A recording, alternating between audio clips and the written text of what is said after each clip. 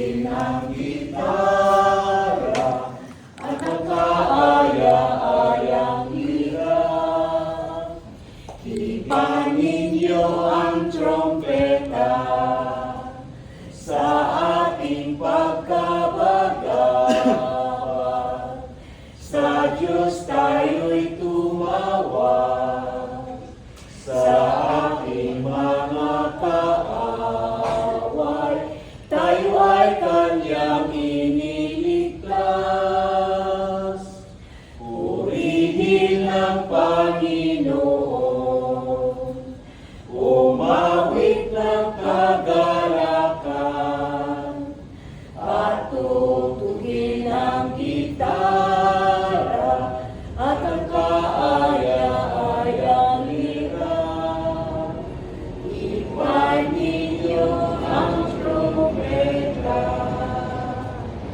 In the name of the Father, and of the Son, and of the Holy Spirit. Amen. The Lord be with you. And with your spirit. Dear friends, gathered together as one family, we're going to offer prayers to the Holy Mass for the eternal repose of the soul of our brother, Ramon B. Reyes. We pray that the Lord grant eternal peace, rest, and happiness for his soul. Brothers and sisters, let us acknowledge our sins as we prepare ourselves to celebrate the sacred mysteries. You were sent to heal the contrite of heart. Lord, have mercy. Lord, have mercy. You came to call sinners. Christ, have mercy. Christ, have mercy. You are seated at the right hand of the Father to intercede for us. Lord, have mercy. Lord, have mercy. May Almighty God have mercy on us, forgive us our sins, and bring us to everlasting life. Amen. Let us pray. O God, Almighty Father, our faith professes that your Son died and rose again. Mercifully grant that through this mystery, your servant Ramon was falling asleep in Christ. We rejoice to rise again through him, who lives and reigns with you in the unity of the Holy Spirit, God, forever and ever. Amen. Please be seated.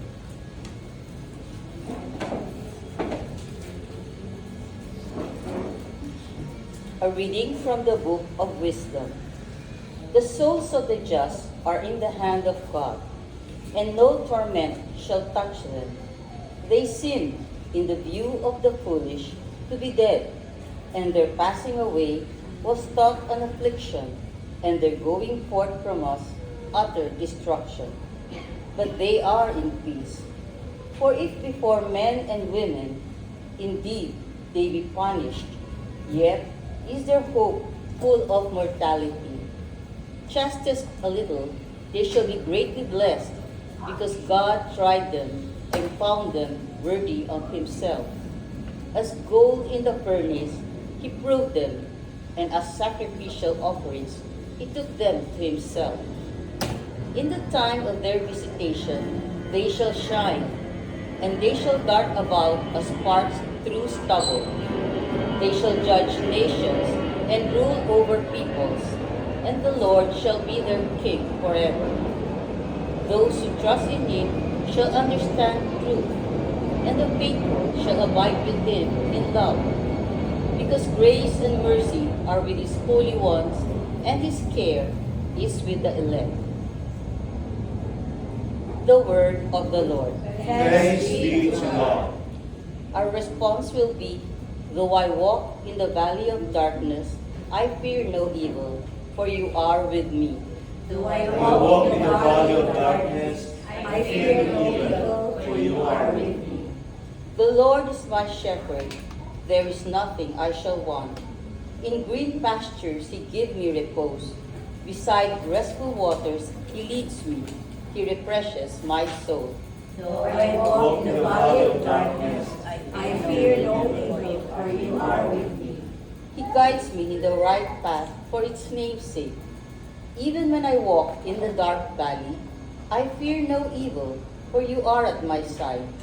With your rod and with your staff that give me courage, Though I walk in the valley of darkness, I fear no evil, for you are with me. You spread the table before me in the sight of my foes. You anoint my head with oil. My cup overflows. Though I walk in the valley of darkness, I fear no evil, for you are with me. Only goodness and kindness follow me all the days of my life. I shall dwell in the house of the Lord for years to come. Though I walk in the valley of darkness, I fear no evil, for you are with me. A reading from the letter of Paul to the Romans. Are you unaware that we who were baptized into Christ Jesus were baptized into his death? We were indeed buried with him through baptism into death, so that just as Christ was raised from the dead by the glory of the Father, we too might live in newness of life. If then we have died with Christ, we believe that we shall also live with him. We know that Christ, raised from the dead, dies no more. Death no longer has power over him. The word of the Lord. Thanks be to God. Hallelujah, hallelujah. Wikain mo, o nakikinig ako sa iyo mga salita. Hallelujah, hallelujah, hallelujah. If we die with Christ, we shall live with him. And if we are faithful to the end, we shall reign with him. The Lord be with you. And with your spirit. A reading from the Holy Gospel according to John. Glory to you, Lord. Martha said to Jesus, Lord, if you had been here, my brother would not have died. But even now, I know that whatever you ask of God, God will give you. Jesus said to her, your brother will rise. Martha said to him, I know he will rise in the resurrection on the last day. Jesus told her, I am the resurrection and the life. Whoever believes in me, even if he dies, will live. And everyone who lives and believes in me will never die. Do you believe this? She said to him, Yes, Lord. I have come to believe that you are the Messiah, the Son of God, the one who is coming into the world. Brothers and sisters, the Gospel of the Lord. Praise to you, Lord Jesus Christ. Please be seated. I am Father Noy Caligan, and ako po'y nakikiramay pa rin, although July pa ito nangyari. Ang death ni Kuya Ramon. Wala pa naman isang taon. Napakahirap din mawala ng isang asawa sa kay Ate Carol. Mahirap. But you know, as Christians, we are consoled by the thought that there is life after death. For us Christians, death is a passage to eternal life. Some people would say that death is going home. So si Kuya Ramon ay umuwi lang sa kanyang totoong tahanan, sa tahanan ng langit. And in the eyes of faith, he is not dead. Siya po ay buhay.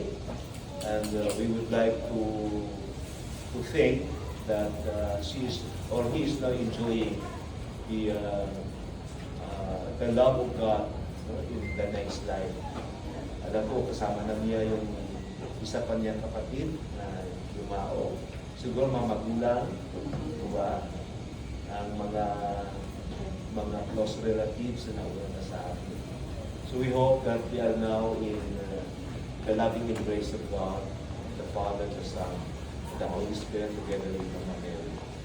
In this season of Advent, this is a season of waiting. We wait for the coming of Jesus.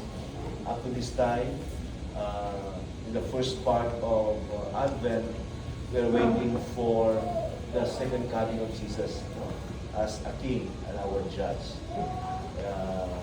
That is why the Lord is telling us sa mga, kung nabatayan yung mga readings sa mga previous to Sundays of Advent, is more on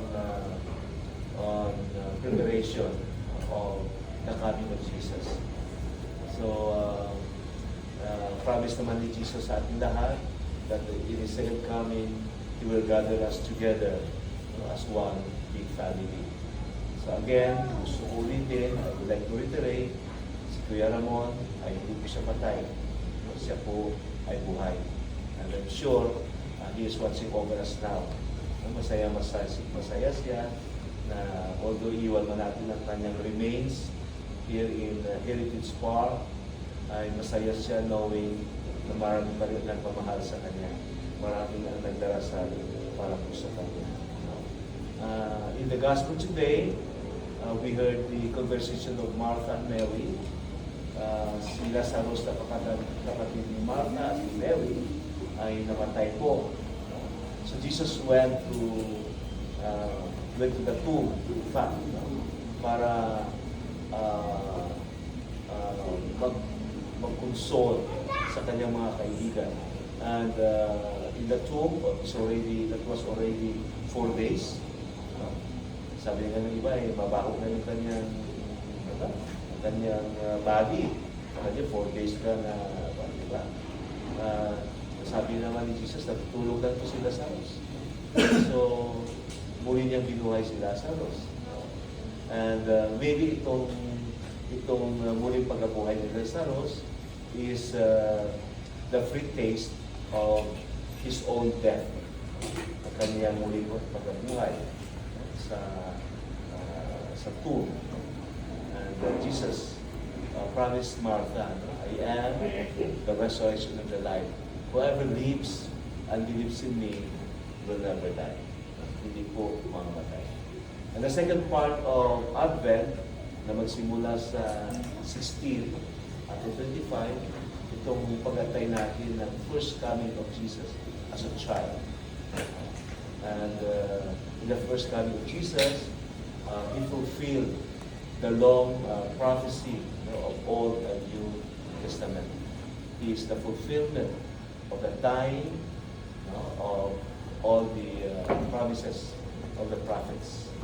So because Jesus will going to redeem us, Jesus will become a lamb, a sacrificial lamb to be offered for our offenses. And because of that, He opened the gates of heaven for all of us. So after Christmas, magantay naman tayo ulit ng Lenten season. Kwaresma na naman. Tapos, so paikot-ikot tayo ng ating liturgical calendar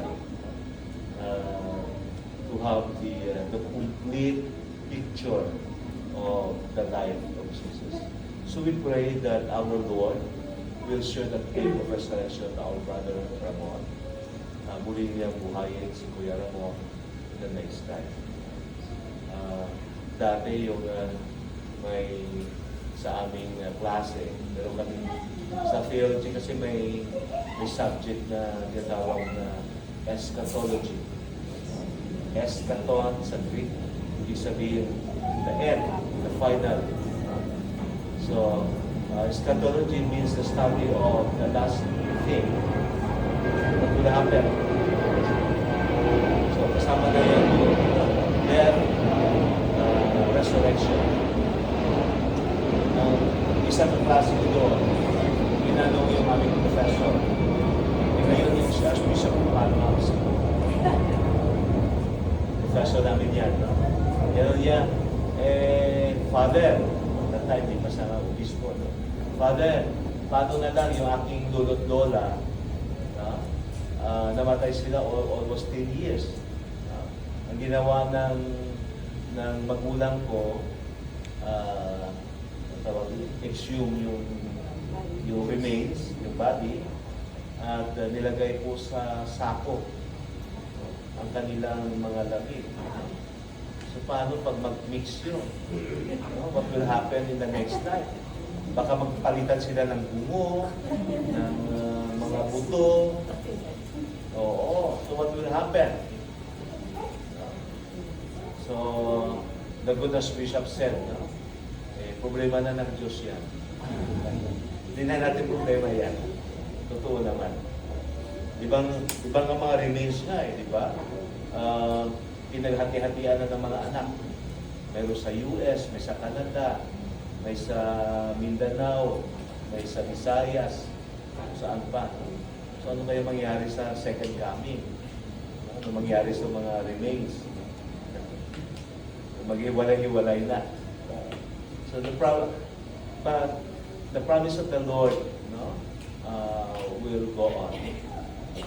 He will gather us again as one big family. Muli po tayong mabubuhay kasama niya, and we will live a newness of life, panibagong buhay. And I know, including our ecology, kasama na yan sa work of redemption. The Lord will renew everything, including our Mother Earth. And so we pray for that. So, in the final view, the end of the earth, sabi nila na Armageddon or whatsoever, it's not a fearful event. It's the time of our justification.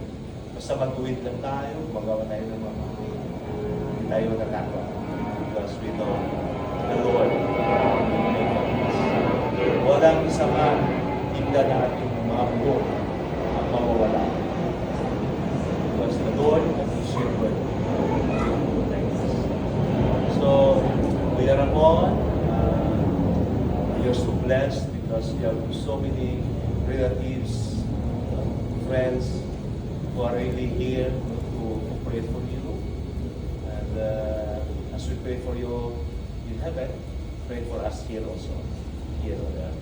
Kailangan namin ng iyong mga dasal. Ang aming mundo ay hindi na certain. Di ba? Marami ng baha, lindol, matiba din yung flood control. Hindi na natin alam kung ano mangyari sa atin. So we pray and ask for your intercession together with Mama Mary. Let's continue our celebration. Please rise. Brothers and sisters, Jesus Christ is risen from the dead and sits at the right hand of the Father, where He intercedes for His church, confident that God hears the voices of those who trust in the